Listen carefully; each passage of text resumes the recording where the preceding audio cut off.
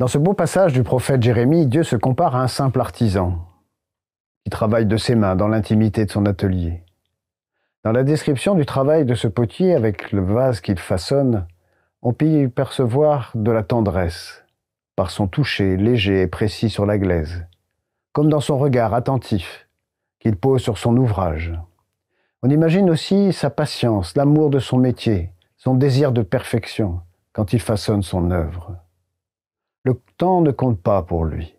Tant qu'il n'est pas satisfait, que son vase présente un défaut, il est prêt à recommencer son ouvrage.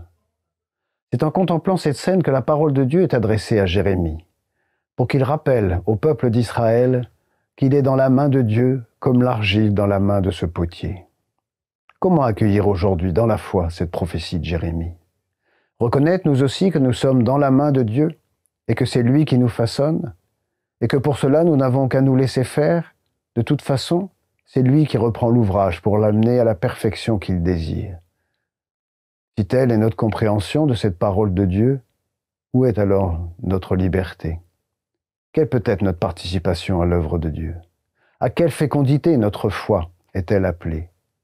Même s'il est tentant et confortable de se contenter de cette compréhension, j'en lui en préfère une autre, qui, je pense, illustre mieux le respect et l'amour que Dieu a pour l'homme.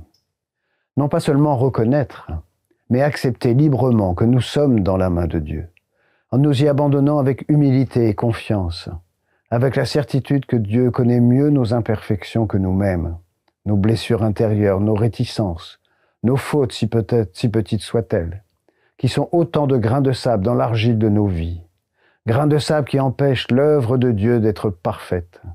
Dieu qui veut pour nous, comme il l'a voulu pour son Fils, la perfection de l'amour. Et il nous rappelle que pour suivre ce chemin de conversion, de sainteté, il faut accepter de nous laisser pétrir par lui, le Créateur. Pétrir à travers les épreuves de nos vies, pétrir par la parole de son Fils, pétrir par le témoignage des apôtres, pétrir par nos engagements en Église et dans le monde. Amen.